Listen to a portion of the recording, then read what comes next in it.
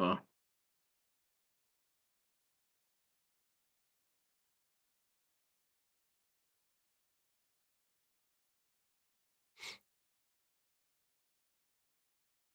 Oh, there it oh wait, goes. you waiting for me to talk or oh okay. Yeah, yeah. I mean, Oh no, you're the everybody was host. like Oh, I didn't looking know what's at happening. random things. You were looking up. Terry was looking at I'm something. looking at Roger was my like, I was other. like, I was looking at my I other was thinking my other monitor monitor. mm, all right, because that should be fixed. That should be working. I think everything's working. all right. I yes, scooted it was a teeny working. bit closer to it, so I mean, should be better. nothing I can do Well, about if it that part. what's that? Why is my bit rate so low? It's unacceptable. Oh well. On you, Keith. Oh, excuse me. Okay, we ready to go? We Yes. are as ready as we'll ever be. Super All ready. right. Think you Because already started recording? I've started the We're stream. live. That's yeah. Oh, we're live. Oh, okay, we're doing it that way. All right. How do you Well, want to do this? We can always change this I up. didn't know what was going on. I can All right, always well then. change this to a recording. Oh, then we're live. We're live. And so it shall be. All right. What's going on, everybody? Almost in full color panel is back. I am joined by the degular people of this channel. We got Gaines, Terry, and Roger. How's it going, gentlemen? One day you'll come up with a good intro. One day. Yeah. You know, I didn't know we were live already. I feel like I was put on the spot. I expect a Oh, cosplay intro next time. Ah, Oh wow. okay. I mean, he does have the Keyblade, so I mean, he can at least do Sora if he needs to. I do Organization 13 person, if that's what I was gonna do. I think Roger was thinking more scantily clad. No, So. I was not. Are we talking about Nami from One Piece? Is that Well, scantily enough? Wow, Shelly Terry Keith. had someone on deck already on the list. Yeah, that was yeah. That's the only person I can think of that actually could do that. I don't necessarily know off the top of my head. So right you now. could think of Keith pulling that off. God. All I right. mean, Well, we're gonna all he has to do is segue wear out a of this. bikini top. There you go. No, never. All right. Not worse. This will be our game of the year podcast. So that's what this one will be essentially focused on. This will be for the year 2021. So before we actually got into our picks of games that we really enjoyed this year and that we would have in our game of the year discussion, I actually wanted to go over the metrics. I feel like we never really talk about for each one of us personally. We all consume games differently. So how do these metrics play out in terms of your priority ranking for those watching? We're not saying that any of these metrics are unimportant, but just putting them kind of in an order of a way that we kind of rank from most important to also important, but not as important. So the metrics will be as follows. So we have graphics and art direction. Now, although they are similar yet different things, I put them in the same category as, Minecraft and God of War could both be 4K, 120 frames or whatever, but the art direction is what's going to kind of take it to the next level. Minecraft is going to be Minecraft. God of War is gonna look like God of War. So much different. We have sound, voice acting, story, narrative, gameplay, and multiplayer. So whoever does anyone want to start off with their pegging order for with their 5, 1, 2, 3, 4, 5, five categories? I think the term is pecking order, not pegging. Is it real? I'm pretty Well, sure it is for me. I always thought I it was don't, pegging order. I don't know what you do in your residence, but in my home and in Last my I checked, family, I thought it's it was called pegging order. Oh, well, then. no, it's No, definitely no. pecking, not The not more you pegging. know. pecking order. You Yeah, might want to clean that one up real quick, Keith. The more you know.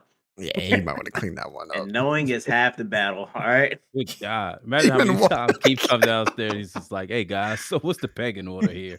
What? What, Keith? Is this the type of party I thought it was? What? The amount of strange Oh. looks Keith has been getting since he's been saying that. He's never known why. So you guys, hey, Terrible people, man. ladies, come over here. Getting pegging order, please. They're like, what? So what was the question? Because you destroyed me when that term there. All right. So we have 5 categories, and I want everyone to put them in order from most important to also important, but not as important as before. 5 categories: graphics and art direction, voice acting and sound, multiplayer, story and narrative, and gameplay. Okay. I would say mine probably first would be gameplay. Gameplay, then story. Mm, then sound, graphics, and then multiplayer. And I'll say the only reason graphics is fourth is because like there's quite a few games I say I played that graphics haven't been great. Like this sometimes, games like maybe it's like a Breath of the Wild or something like that. It's kind of hard to say that that game has great graphics because they do like a certain art style to kind of make up for the obviously the lack of power the Switch has, but it still looks good. But not everybody would consider that like really good graphics. Like it's not like that thing has like ray tracing and it has like all this, very realistic type graphics. It's kind of more of a like an anime style or not. Well, you know what I mean. You know what I'm getting at. So in that way, it feels like, you can make a really great game to where you don't have to have like top tier graphics in order to pull it off. Or you can have like a very niche style graphic like Cuphead, where it had all like the hand drawn, sprites and things like that. And that turned out really good. Again, I wouldn't consider that great graphics. What? More like a great art style, not really a great graphic.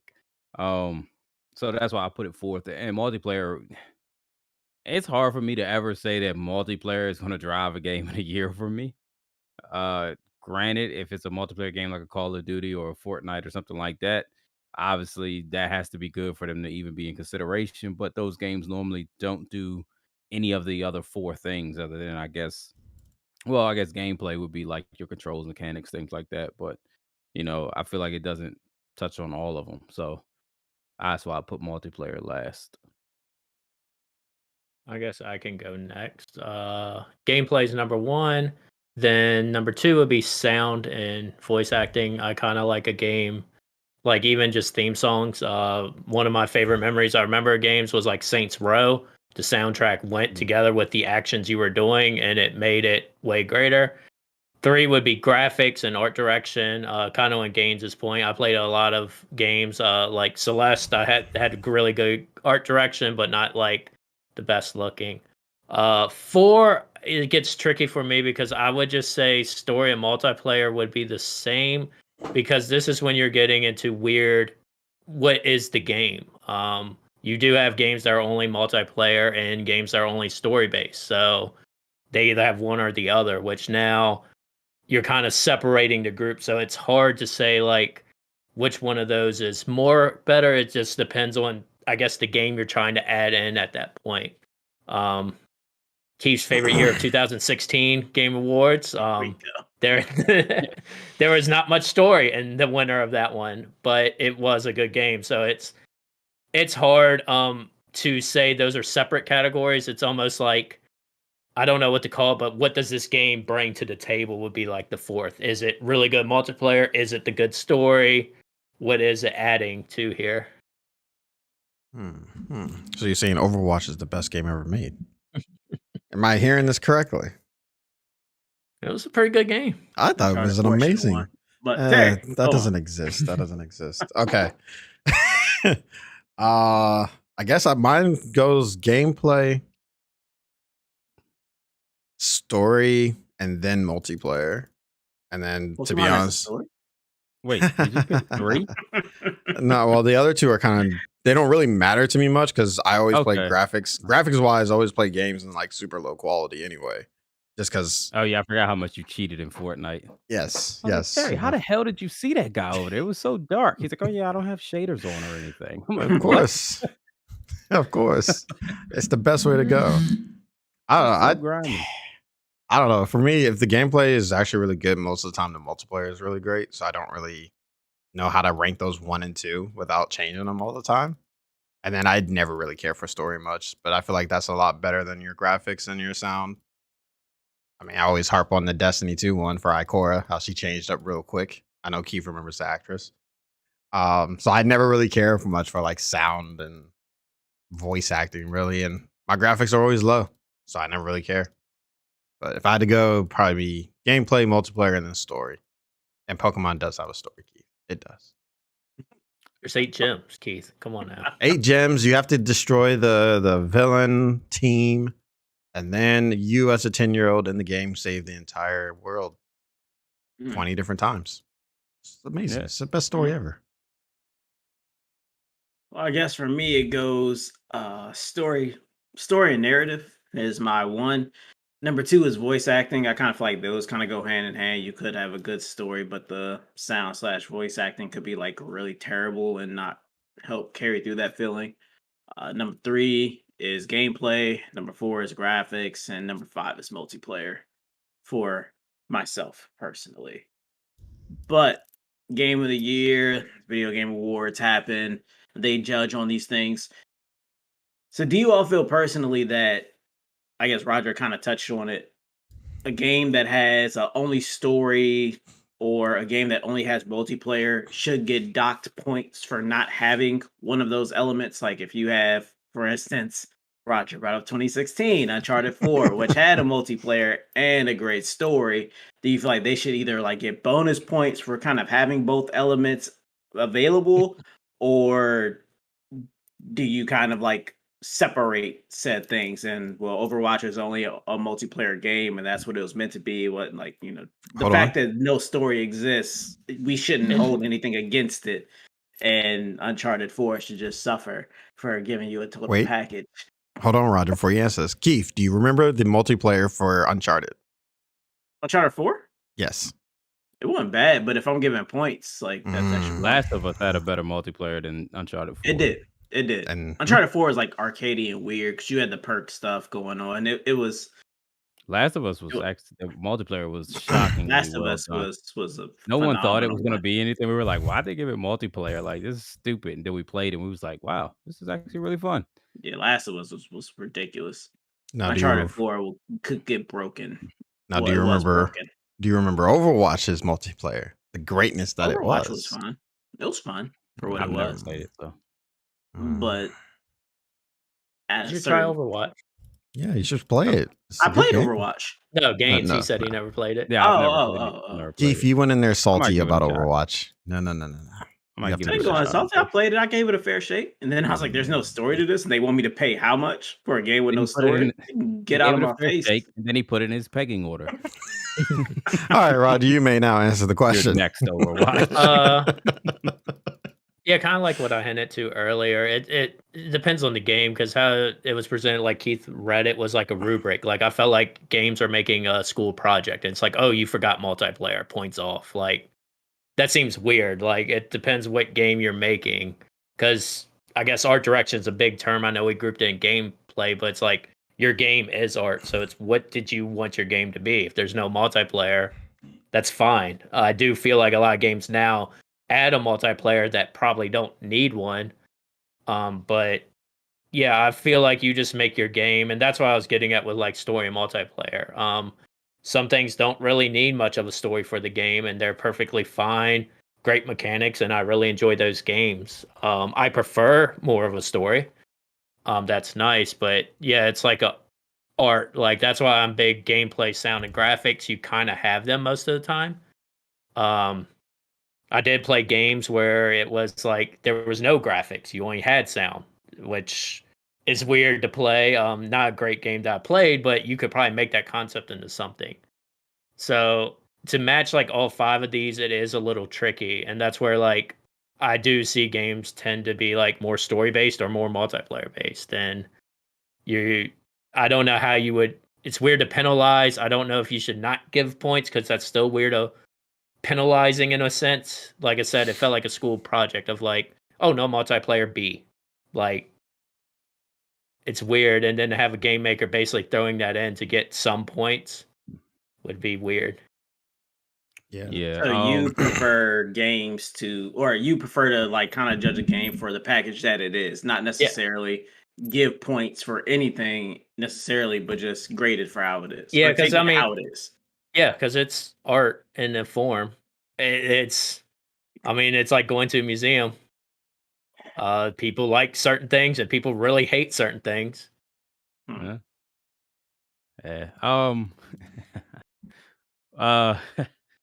on, wait. Give me a second. All right. So to me, honestly, I feel like it probably just should be broken out. Like there should be no longer a game of the year, just flat. Like it should be either story game of the year or multiplayer game of the year, and not just an overall game of the year because you're always going to have that argument. Kind of like Keith said with I believe it was Uncharted 4 and Overwatch. They got up against each other and Overwatch won. And you look at it and you're like, okay, well, Uncharted 4 had a multiplayer. Granted, it probably wasn't as good as Overwatch. I don't know. I never played it. But the consensus probably would say that Overwatch was a better multiplayer game. And it's like, well, yeah, it probably was because that's all they had to focus on. Whereas Uncharted had to make a really good story-based game, one of the best story-based games probably put out probably that year, and it probably would go up, at least top 10 of story-based games of all time. So, I mean, they're all great games. So it does kind of, hurt you to pick it because it's like, well, you're either going to completely discredit their story or you're going to completely discredit the multiplayer of Overwatch because you can't compare the two because they're two totally different things of what they were aiming for. So it's probably better if they just split it up and just had like, story-based game of the year, multiplayer game of the year, just, as they do the other categories for like, best art, best sound and all that type of stuff. And not really a overall game of the year, unless they want a game of the year to be maybe something that won multiple categories. Like maybe if you won multiplayer plus sound plus like art or something, and it's like, okay, you won 3 out of the 5 categories. So that is game of the year or something like that. I mean, other than that, you're always kind of going to have that issue of, two games that really are hard to put up against each other because they weren't aiming for the same goal. It's kind of like trying to compare a SUV to a sports car. And it's like, I want the sports car because it went really fast down the track. And it's like, yeah, well, the SUV could like climb a fucking mountain. It's like, that's what we were focused on. It literally climbed Mount Everest by itself. Automation. It's like, yeah, but I want to go fast. So, car of the year. That one went 7 seconds down the track. It's like, well, crap. Like, we just built a revolutionary truck here and it means nothing to the people. So, that's my take on it. Yeah, I don't think it's hard to say if things should be deducted. I think if it's forced into the game, I feel like Uncharted 4's multiplayer was forced into the game more so than anything else. That's probably one of the things that they were like, yeah, this if it didn't have that, it might have won. Who knows? But I think if But you you try would to penalize a game for having a multiplayer. if You they would take away forced it, points. like there I was mean, but no it reason wasn't bad. for yeah, it wasn't Trust me, bad, but it wasn't Terry, no there's been reason. worse. There's been worse forces. Oh, They I'm put sh- they I'm put sure. multiplayer in Metal Gear Solid 4. That was a force. Mm, They Yeah, put multiplayer in God of War Ascension. That was a mm, that's a force. force. mhm. Those were the time that was like that sweet spot where everything had to have multiplayer and they just start throwing it in everything. Kind of like how we just got out of that damn battle royale phase. Kind of. Yes, I was about to say I didn't a know we little got bit. out of it. I No, we mean, kind of it shifted more into a shifted. season pass aspect. Yeah, Now everything has a season pass, battle pass type thing, but it's not 100 people drop down and last man standing. That Fortnite or PUBG kind of gave us Fortnite, like kind of pushed even heavier. And then next thing you know, it was like, oh, Call of Duty has to have a battle royale, and everything had battle royale. It's like, oh god, yeah. I mean, as long as you're not trying to force a multiplayer into a single player game or vice versa, let's force a single player mode into a multiplayer, like how Overwatch is trying to do with the story thing that has no business doing in that game. I, then maybe it's fine. But once you start forcing stuff into a game just so you can satisfy a certain demographic, a very probably a small percentage of the people that actually pick up that game, and yeah, you might want to start having like issues with it.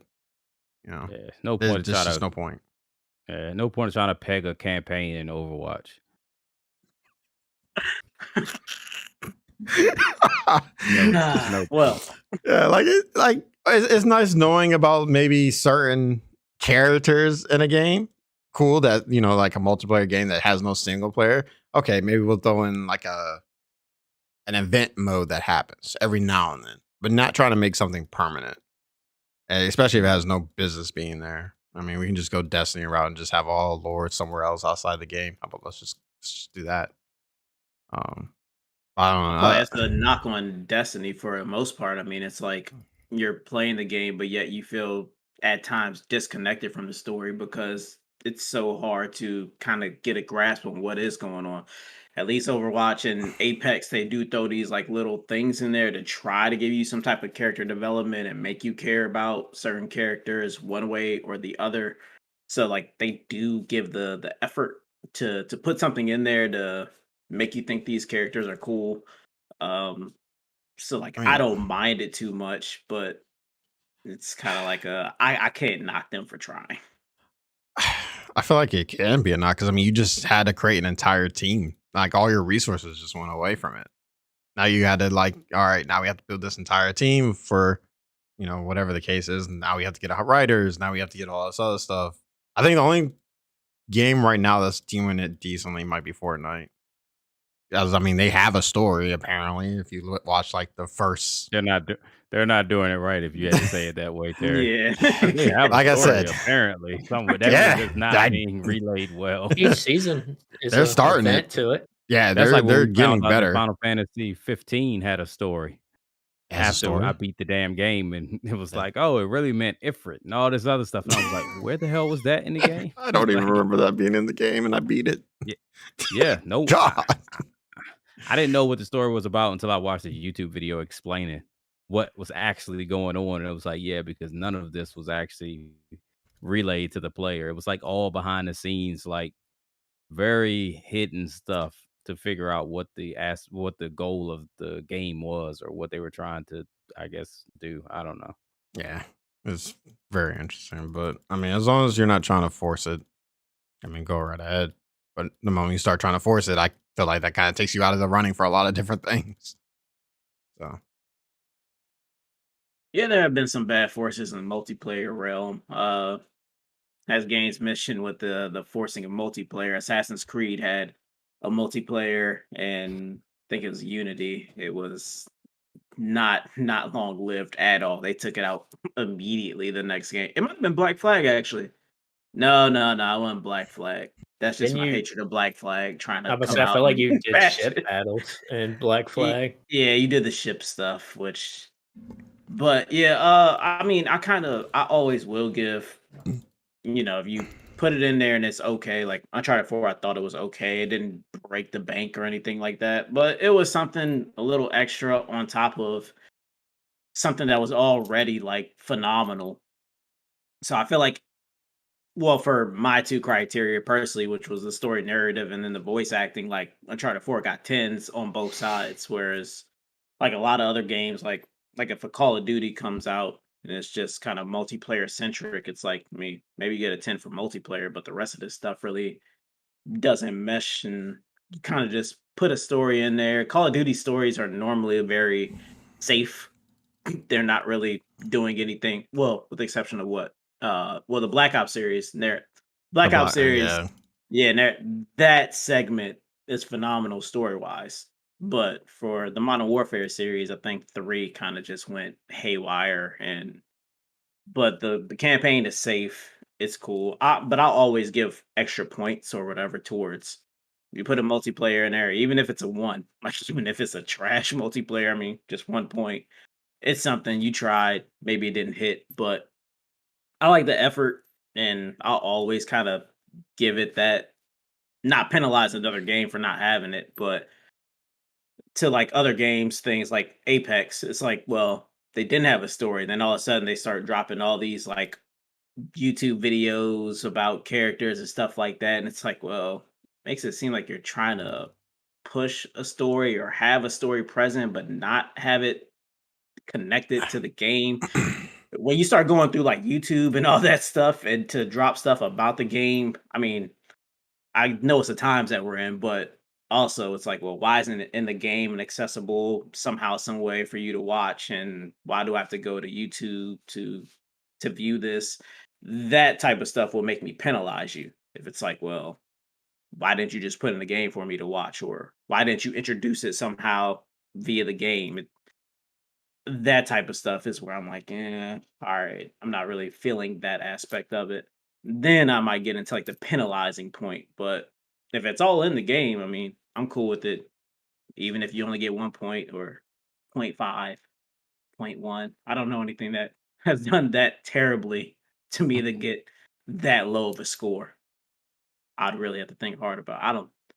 Maybe the Avengers game upset me that much, but outside of that, I don't know many games that have really upset me that much with the effort put forth.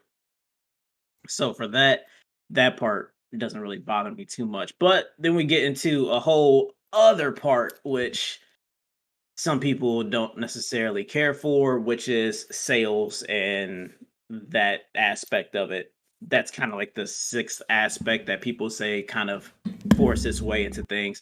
Hey, this game pushed so many units. There was a time where Call of Duty was always in the running because they were pushing so many units out. It was always up there, despite probably not being the best of it. But you always had celebrities. There was that time where you had all these celebrities in their commercials and all that, and there's a Call of Duty craze, so it was always up in the running, and it was because of the numbers that they were pushing. And well, if you don't have one of the highest selling games in that category, then like I guess what's the point of watching these little guys compete for a game of the year award when the highest grossing game of the year isn't up there? So do you feel like sales should be incorporated into the formula of game of the year, or should it be strictly about the art form? Um, to me, I mean, sales, it's kind of like you're not going to get the big sales if you don't push out a great game. Now, granted, like the first installment in your series may not see like those huge numbers because it's your first installment. Like nobody knows really what it's going to be. Obviously, you show it off. You got your trailers, you got things like that to try to bring people in and introduce them to what it is you're offering. But you don't have that groundswell. Like you don't have that, that momentum from your old title that's just going to have people buying it. Like you didn't have to show a trailer. Like, when Call of Duty 4 Modern Warfare hit, when Modern Warfare 2 was up, you didn't have to show me nothing for Modern Warfare 2 because I'm buying it off the strength of Call of Duty 4, how good that was. So you're obviously going to do major numbers for Modern Warfare 2 just off the strength of your last game. So in a way, but if Modern Warfare, if Call of Duty 4, the first Modern Warfare wasn't a great game, you wouldn't feel that way about Modern Warfare 2. So you do have to make a great game to get those sales.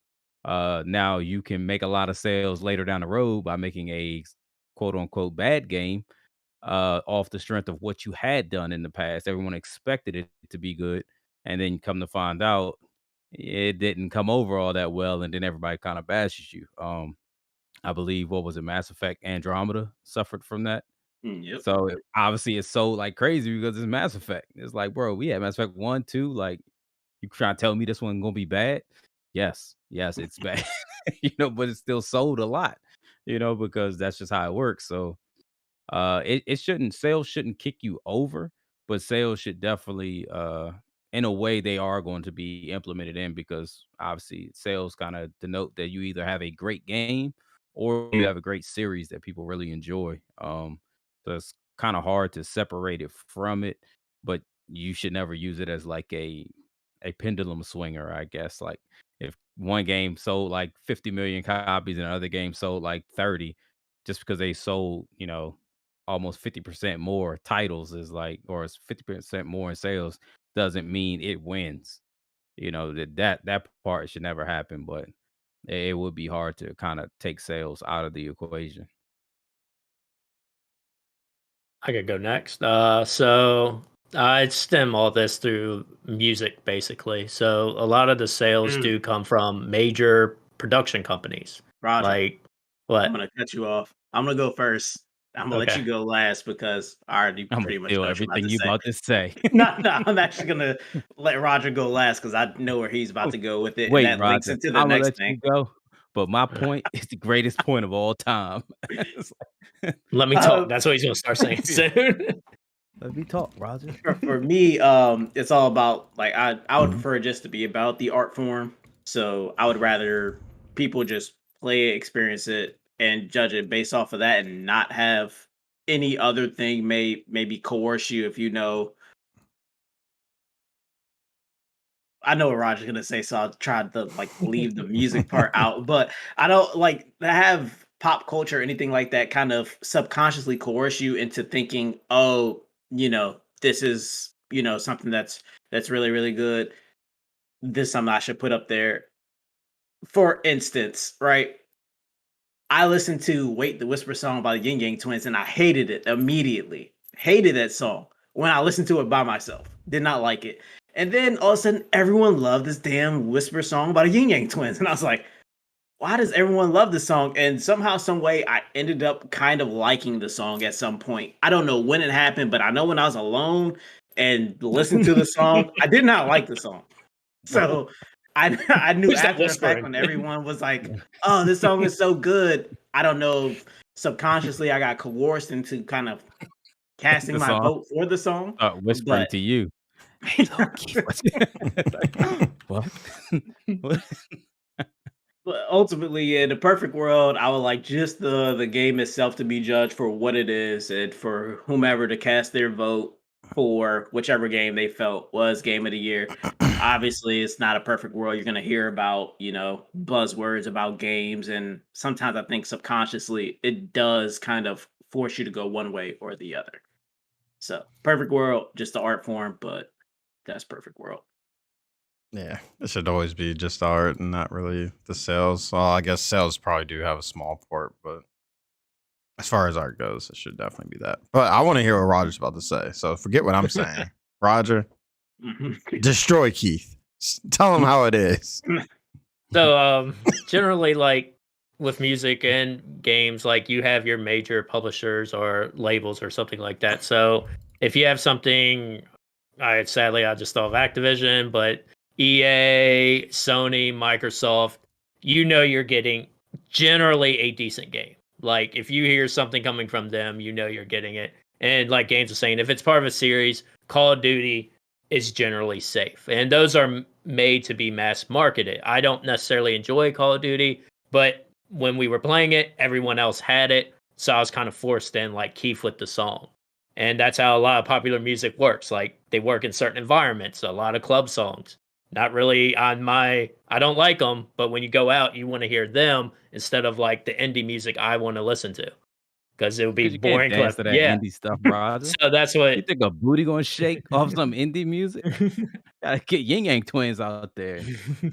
But that's why Juvenile. I never like sales, because it is like, yeah, you have these major publishers they're just always going to sell games, and they're going to make big numbers, where there's a lot of indie games that are really well done, and they usually do shine through, but they might not have enough to sales or just show up sadly later. I'll pick on games in this, like Celeste. He played that wonderful game, but it was like, I think it was like 4 years old at that point, I think, when you started playing it. So it's weird to base games on sales, but when you're doing game of the year, to the point of it's hard to say like what game of the year. It's always arguments, even with music. What's album of the year? We have a bunch of different criteria and genres, and holy crap, it's messy. So game of the year, it's hard to pick, but you're going to pick kind of the more popular games, because that's kind of what you're arguing, and they're going to show up more. So I kind of hate it. I don't think sales should count, but generally with a light game of the year, those are the games they're going to draw. They'll draw an indie game here or there, but it's like really has to show like above effort more. So I never liked the sales, but it is like a safe thing. Well, to kick it right back to you, Roger. So I was reading the thing about Outriders, and they were talking about how much the game was streamed on Game Pass. However, the developer themselves apparently haven't broken profits too much. Like they have profited, but not in a way that they feel reflects how many streams they got via Game Pass.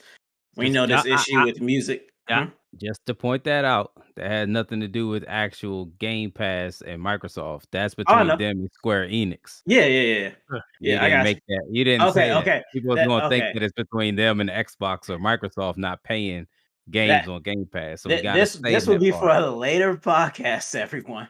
But they left money on the table. I don't know. I didn't drop that contract. They accepted whatever that, or someone accepted a contract about Game Pass. They should have Stop dealing with Scarlett Johansson and read that contract. We can stream this if we want to. Hey, you gotta know what that contract say. So much like musicians, a lot of that's kind of a big argument with musicians now. It's my album got X amount of streams. I feel like, that should be worth something. And, it's like, hey, you need this many millions of streams to equate to an album sell or whatever the case may be.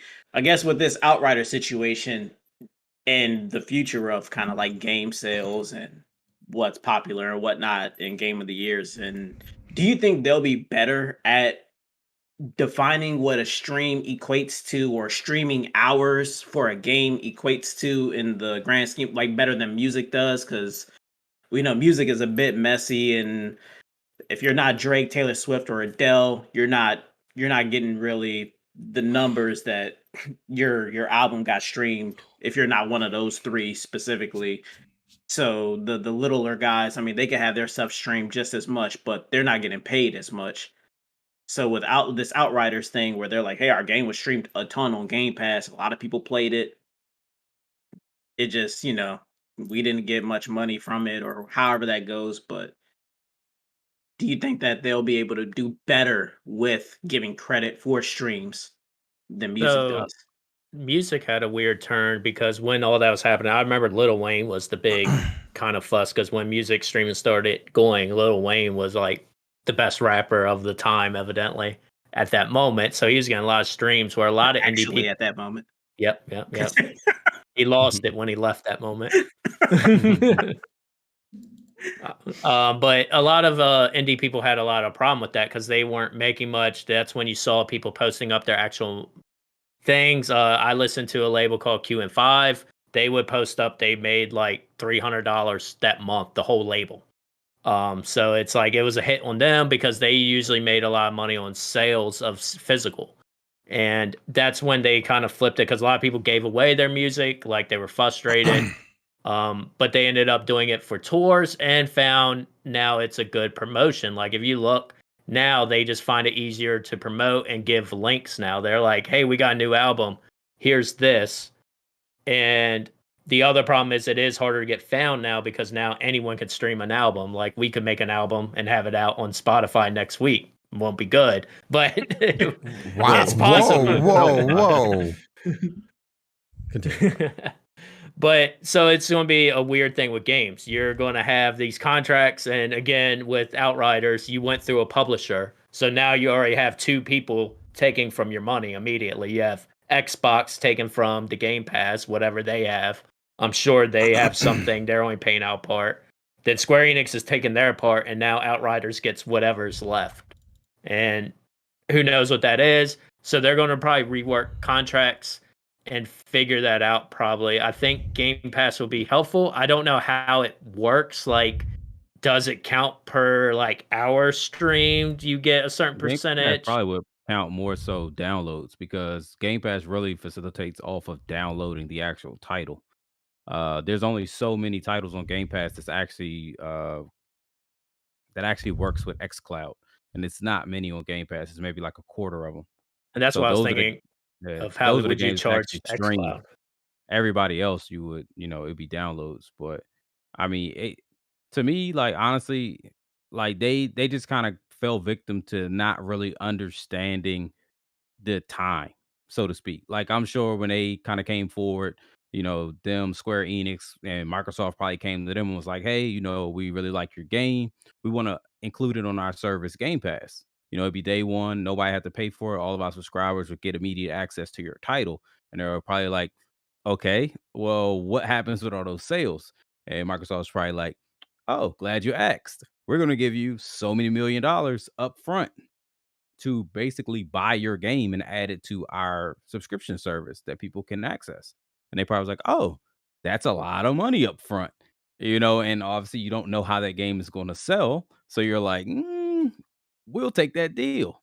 And in that case, it's also kind of just like what happened back in when Seinfeld was a thing.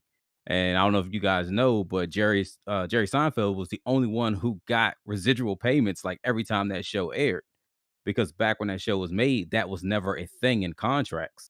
So all the other people who was on the show, they didn't have that in their contract and they didn't fight for it because nobody really knew of a show that would just keep playing and playing and playing replays of the show after the show was, no longer being, shot or whatever, like no new episodes. Like that wasn't a thing.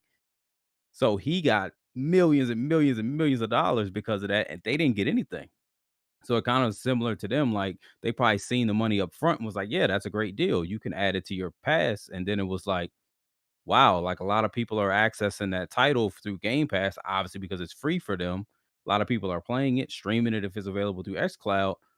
I feel like we would have got more revenue if we would have did the sales instead of taking your upfront money.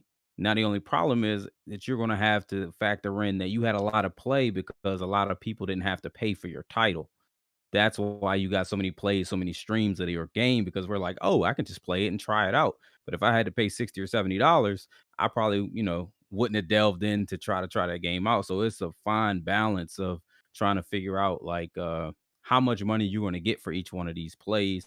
And obviously it's probably not going to be a lot because Microsoft has to pay up front to get your game on the service.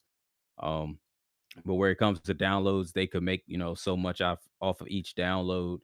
When it comes to streaming, they could do like every time that game is streamed, 1 hour from each account, you get so much money per hour, that our subscribers or whatever would stream the game through xCloud. Uh, so I feel like they'll be in a better situation later on, but they probably just fell victim to not really understanding like what was going to happen on the back end from agreeing to this contract just because Game Pass and all this, cloud streaming and all this stuff, it's really kind of new to everybody. Just like Roger said, I'm sure tons of people in the music industry fell victim to not really caring about streaming sales or streaming revenue because nobody really thought it would be what it turned into. And then it was like, oh, yeah, your album got streamed all over the place and we made millions and millions and millions of dollars. And how much do I get? You don't get nothing. It's like, what? I don't get, yeah, no. And you didn't sell any albums really either because everybody streamed your music, which we still got paid for. And you're not going to get paid for it because you didn't move albums like you thought you would. So, like I said, maybe, moving forward, I feel like people will kind of understand like what happened to publishers or developers like them and use them as a learning experience and and a springboard for those negotiations. Piggyback off what Gaines is saying, I do think in terms of them falling victim, they did not necessarily know that they had a good game. I would say it's a good game personally. Um, and in fact, that when they asked about DLC and future things, when people, kind of got a hold of it, they're like, well, we don't really have no plans. We really, and from that moment, you kind of learn that I don't know if it was the downfall of Anthem or some of these other games that have came out and tried their hand at this looter shooter type thing, but it just seemed like they were like, yeah, like we really don't know. We're just kind of waiting to see what happens to figure out if we're doing DLC. And from there, you can kind of tell that maybe they didn't have 100% confidence in the product that they were putting out. So that probably is what led them to take whatever that Game Pass deal was and whatever else Square Enix like gave or put on the table for them because it doesn't sound like it was good. But ultimately, I'm uncertain. But that leads into the next thing. Terry, do you feel like these streaming downloads or streaming hours and all that stuff should become public knowledge? A lot of games don't really divulge, and even console sales, like they're very, very vague until a milestone is hit. You're like, oh yeah, we're selling units, we're doing that, and then all of a sudden, oh hey, we pushed out 10 million. It's like, well, that happened really randomly. Like so. Do you feel like that stuff should like be public knowledge? I mean, Nielsen SoundScan and some of these people who track this stuff, they can only be but so good at it. I feel like because I feel like some of these things just pop up and it's like, oh hey, yeah, we're at 9 million or we're at this many million units pushed and whatnot. So do you feel like there should be a better transparency between consumer and publisher, or do you feel like they don't really need to give us this type of information? It probably doesn't matter much Just because I don't know about y'all, but how many times have you sat there and been like, "Oh, this game sold 12,000 copies. I think I'll go pick it up." You know what I mean? Yeah. I don't think many of us but- really care. Well, okay, Keith is an exception here. I mean, like most of the time, if we're going to go pick out a game, we already know we're getting it regardless of how well it sells. I mean, of course, afterwards it's like, well, shit, I shouldn't have bought this, you know. But I don't think it really matters at the end of the day. Maybe to like people that are behind the scenes, okay, cool, they have that numbers. But I think to us, who cares? I mean, I'm not gonna go out and be like, oh, you know what, Pokemon, they sold 20,000 copies. It must be a great game. 20,000. Just throwing numbers out Pokemon you play selling 20,000. 20 million. All right, you know what? 20 million. You know what? The recent Pokemon sold 20 million. I'm gonna go buy it. Like, nah, I bought it regardless of how many copies it sold. Same, you know, Kingdom Hearts, same thing. Not gonna be like, oh, they only sold 13. Nah, it's a trash game. Like, I'm still gonna go buy it. I don't think it really matters. It's probably just random people out there probably keeping up with numbers, but I'm pretty sure anybody that kind of needs to know can probably get in contact with people at the company and be like, hey, how many did y'all really sell? Kind of go from there. So I think the only time it matters is maybe consoles. But even then, who cares? Yeah, I mean, like I said, I don't. It's not really something the consumers need to know because there's not really anything we actually do with it other than use it to fuel our this console is better than that console or this game is better than that game debates. Like if you go to what game is better, Xbox or PlayStation, you're going to rail off either what games they have, and then the next thing that's usually going to come up is how many sold to prove that everyone else thinks like you. You know, like if you're a PlayStation guy and you're like PlayStation's better, and it's like blah blah blah, and it's like well PlayStation sold 20 million PS5s and Xbox X only sold 6 million. So that shows that everyone else is thinking that it is the better console. Don't nobody want Xbox. You know, that's usually what we end up doing with that information. So it's like a luxury to have it, but it's not anything of actual importance we're going to do with it. The only thing I like to know is when a game has been returned a lot. Like if there's like a ground, like when a lot of people brought back Days Days Gone. Gone. Yeah, like stuff like that. I didn't even know people was returning that game like crazy until I was in GameStop buying another game. And when I got to the counter, they had like a little paper like taped to the counter, and it was like, "Oh, if you buy Days Gone, like you have 72 hours to bring it back and get your full money back on the game." And I was just like, "That's odd." Not that they do that because GameStop, you know, you can turn a game back in like I think it's like 2 days or something and get store credit, you know, towards another game. But they were saying they would do a full refund, and I was like, but even odder that you don't really put this at the forefront of the point of sale. You know, like at the cash register, this is not just shown in front of my face. Like all of our games have this little like grace period. So for you to do this was immediate red flag for me. Like this game must be even having issues, or a lot of people are not happy with what they pushed out. So that's really all I care about is just knowing if a lot of people are returning the game, you know, due to whatever issues. But as for sales and stuff, I don't care if they give it to us. The only people really need it is the people that's, you know, actually got money to extract from those sales. I just like data. I just would like to know. No Yeah, other that's what I purpose mean. of that. Like That's what I said. It's like a luxury, you know, but I I'm thought not of adverse to getting it, but eh. I thought of tracking animals when you said return. I was like, it would be interesting to know how many times a game has been like exchanged through different game stops and all. Like this game has been through 5 different people. But no, data would be cool. I just always like it, and to figure out where it comes from would be interesting. But I feel like if you knew that, people would use that in resale negotiations. Be like, yo, you want to buy this copy of Super Smash Brothers Brawl? Like, yeah, $60. $60? That's new prices. Like, bro, this Obama's old copy. I had this came from Obese. He's like, what? Like, yeah, it's presidential. He played it. Him and Michelle and Sasha. Apparently, he even plays with Star Fox just like me. It's like I feel like that's what will happen with that data. but Probably. no, it'd just be just data. I know I'm an odd case. I just like looking at different data. I mean, I would like to know as well, just off of, for instance, like the whole Destiny situation where they were like, "Oh, Activision is making us do all this to push out monetization. We didn't want the Eververse in there. They made us put the Eververse in there, and we see the Eververse still exists in there." Yeah, you're not So gonna we be You're fat for you're that money, speaking Keith. lies, Keith. Keep those lies to yourself, all Okay. right? And then they're like, "Oh yeah, the Whisper of the Worm ornament, the one cosmetic in the game, funded the whole Outbreak Prime mission series." And it's like, hold on, time out. One cosmetic funded all this? Yeah, I want to see everything now. Like, what is like? How much is people spending on this? Because Oh, you'll it's cry at that number. I probably would, but that's not like I want to know. Like, yo, what is the number that is coming out of this camp? But I mean, they'll never let you know. So like, I mean, I kind of just want to know just off of just to be like, oh gosh, this is crazy. Also for sequels, they'll say certain games didn't perform as well as they hoped, and it's like, well, what was your number? Because the last that SoundScan said you pushed out 3 million copies at $60 a piece.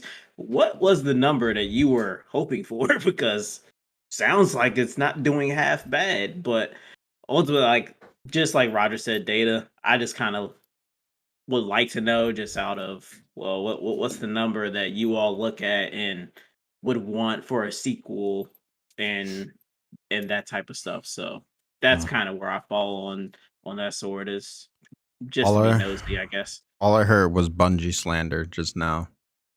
Bungie That's all I slander, heard. Call of Duty slander, all of them. Mhm. Activision and all of them specifically. Terrible. But now we get to our games of this 2021 year. 3 games that you thoroughly enjoyed this year that dropped. Or one for Terry. But the Yeah, 3 3 Pokemon games. 3 games that you thoroughly enjoyed that you What's would the- definitely recommend to the populace to give a shot. But there was only 2. What do you got? No, Unite. It's only 2. Okay, so 2 for Pokemon Terry. Unite. Pokemon Unite, Pokemon Brilliant, and Shining Pearl, and Brilliant Diamond, Yeah, or whatever. There's your that's 3 3. there. Oh my god. You know what? I'm gonna go off on deep. You know what? Go ahead, Roger. I'm gonna let you go first. Oh, am I doing all 3 of them, or are we going All to three. go? Yeah. All 3. You All can 3. just wrap All off 3. your 3. Or you can go Okay, 7. oh wow. I learned this year looking back at the games, there's a lot of like director's cuts, like re-releases to the new console. Not too much came out. If you look at the game of the year category, it felt like it was lackluster because not too much really came out. So my number 3, big shock, is going to be Doki Doki Literature Club Plus. Fuck. Of course. Because that technically came out this year, even though it's an old game on top. But no, again, as I always repeat, it's a fun game, and it's a weird one that the main storyline of 4 hours isn't even really the game. It's finding out the whole meta world and story that's going on for that is interesting. Number 2 would be a new game, Forza Horizon 5, which the negatives are that it is a weird multiplayer that I really hate. They forced in a battle royale from last game as well in there, and it's not too great. But the story, like single player, amazing, fun game. You just race around and have 500 plus cars to drive and fix up. It's amazing. And then my number 1 would be Kena Bridge of Spirit. That was a really shine out game for a studio. That was their first game they ever made. They were just in visual design, and it really showed up there. Some people hate it, but we'll never know the reason why. But overall, that game just was, I thought it played pretty well. There were some little hiccups beginning on, but I don't know how it plays now because they did patch that game like every day at the beginning. So they were pretty active of making sure things got fixed. But that would be my number 1 of this year. Ooh. All right. So I do have 2. They're not Pokemon either. All right. Now, whether they're recommendations, they're not game of the year, there's none of that. So the first one is Outriders. Now, for what it was, I mean, Roger and I, we're not going to talk about Keith, put a lot of time into that game, waiting for one person to get up to level. Never did. He let Roger and I down. But for the most part, I mean, we put in a ton of hours. I can't remember exactly how many, but it was a lot. especially Roger on his. This is pretty much one of his first like super multiplayer kind of games. So he put in a lot. DPS king. He couldn't He let it was. go. He was not letting that crown go. But I mean, for what it was, I mean, we put a lot of time into it. It was actually kind of fun until we hit our wall because we couldn't wait for our third to show up. So it was actually a really good game. Gunplay was different. Story was terrible, but I mean, outside of that, we still put in a lot of time in it. And then Halo Infinite, even though it is a beta for the multiplayer, I guess, early access, whatever it is, still fun, still a pretty good game. So it should definitely, Keith, you have Steam, so you should download it. Just saying, you do have a Steam account. I do. You can use your PlayStation controller if need be. Maybe. Yep. Probably not. No, I can. I use it for all the other stuff I have on Steam. What? He's just secretly playing. That's all I heard. Wow. I don't know. I guess my 3 in no particular order. I guess Kena. Kena was actually a really good game. I mean, Roger pretty much kind of gave you the rundown on it, but it was a really good game. On the PS5. I don't know if it's on the PS4 or not. Yeah, it was. Okay, it is. Okay, great. Well, makes it easier for other people to get. But yeah, that was a great game. Another great game that apparently, I don't know, maybe it didn't sell all that well, but I really enjoyed it, was Scarlet Nexus. I think I was playing it on Xbox, but I believe it was on Xbox and PlayStation and PC as well. But really good game if you like a Japanese JRPG type style game, but a lot more fast paced fighting, kind of like a Final Fantasy 15, style like that. Art style is niche. It's not a overly beautiful graphical game, but it kind of tries to play off of like a cell shaded anime or something like that. And it has great music. To me, I love the music of the game. One of the best parts of the game really helped you really get into the situation that you were in. It kind of really made the environments come alive. And the last game will be actually a game that just came out not too long ago, which will be Forza Horizon 5. So if you like racing games, if you like if you're not basically Forza Horizon 5 kind of gives you a little bit of everything. If you're somebody who really likes simulation style racing, Forza Horizon 5 has that.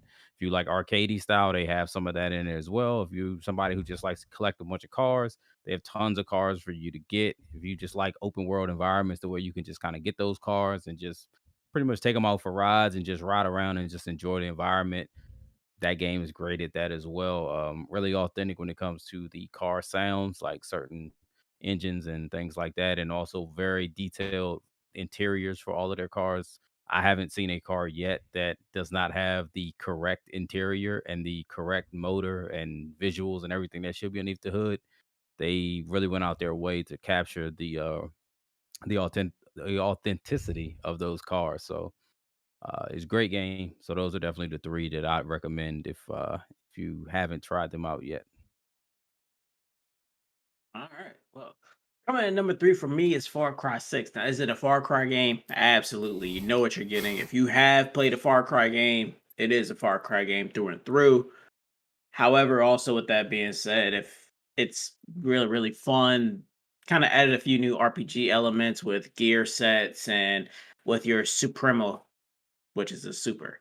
So you can have like a super EMP. There's tons of crazy weapons and all this type of stuff going on. And it had the great thing of they got a big name actor for the villain, which I thought was going to really, really mess it up. But Giancarlo Esposito was amazing in the game. He's an amazing villain. Far Cry's villains are pretty much top notch. It's kind of what they're known for. Their villains kind of take over the show. No difference here. The villain kind of really makes the game for you. So definitely would say Far Cry 6 just based off of his performance as the main antagonist. And I don't want to spoil anything. I'll definitely say get the game. The villain is great, as every Far Cry game villain is. My number 2 is going to be Ratchet and Clank. I was actually shocked Kingston to say it. Now, I will say with Ratchet and Clank, if you play on a harder difficulty, there is a point where you'll level your stuff up and it kind of goes from hard to like normal, probably, if I had to like Yeah. gauge it If somehow. you're gonna play on the hardest difficulty, make sure you do it. Well, you have to play to unlock the hardest difficulty, but make sure you play the hardest difficulty available when you first play the game. If Yeah. not, Yeah, and therein lies like kind of like an argument of, well, if I'm leveling my stuff up, shouldn't I feel like a boss? Everybody's gonna feel a little different about that. But you do start to feel like a boss at a certain point, and there are cool things that you can combo. You can put out your topiary sprinkler with your Mr. and Mrs. Fun Guy, all these other things, wacky things that you can do with Ratchet and Clank. Very, very gorgeous environments, just really, really good. And it really lets you feel like the future of gaming, not even just specific to PlayStation, but the future of gaming is like pretty like we're on a good precipice. I feel like after playing that game, I'm like, this is a very solid game through and through. I'm really looking forward to what's next. 2023 is a year. I'm like, I feel like 2023 is probably gonna be a really great year. But my number one game is Tales of Arise. God damn, this game. Let me tell you what. It's crazy because we saw the older Tales games. Tales games have always felt like, and the East games, they've always felt like they came to the party late. Like they were like a year behind, a year and a half behind when you're like, oh, okay. I think when Tales of or I'm sorry, when East 7 came out, it came out alongside of Uncharted 4. So it's just like, well, you came out at the most wrong time. Like this is not the time to come out. Like against that game, you look like really out of place. I think Tales of Arise came out at a time it's like you look like you're with the modern times. You look good, you play phenomenal, the combo sets are there, everything is there. The water animations. We always say this about stuff, but those water animations for Volran are crazy. Absolutely crazy. I don't think I've seen water animations in a JRPG that look this clutch. And he was turning that shit into ice. Tales of Arise is my game of the year, hands down for me personally. Phenomenal JRPG. I definitely will put it up against Final Fantasy VII Remake and Persona 5, which, if you don't know, I hold those in the highest regard. So, Tales of Arise, definitely a great JRPG. I would urge everyone who likes JRPGs to give it a shot. But does anyone else have like an honorable mention game or anything? Mine were honorable mentions. Well, why did you give me a game of the year? I told you that. I don't have any RuneScape. You is that what you want to There you hear? go. Okay, I've been playing RuneScape RuneScape is- and Destiny 2 all year. I mean, That's all honorable I've been mention could be playing. Ratchet and Clank. Ratchet and Clank was a great game. I just wanted to get Scarlet Nexus in there because I really enjoyed that game. I kind of feel about Scarlet Nexus the way you feel about Tales of Arise, where it's like a not that it's like one of the greatest games I've ever played in their field type thing, but it was just a game that I feel like would fly under the radar. Like not too many people gonna know about it, but I mean, hey, it's a really great game if you like that style of game. All right, ladies and gentlemen, that's going to do it for this Game of the Year podcast. Be sure to hit the subscription button, notification button to Bootin'. see when the next pecking order of games is going to come out next. And as usual, You'll have to peace, pay for that be one. easy, be pegged. Apparently, Keith has Wow. an OnlyFans now, so let's go ahead and get that in the description somewhere. Be pegged. That's Yeah, that's a I'd new embrace it that's a wholeheartedly. new Yeah, I'm sign just off. gonna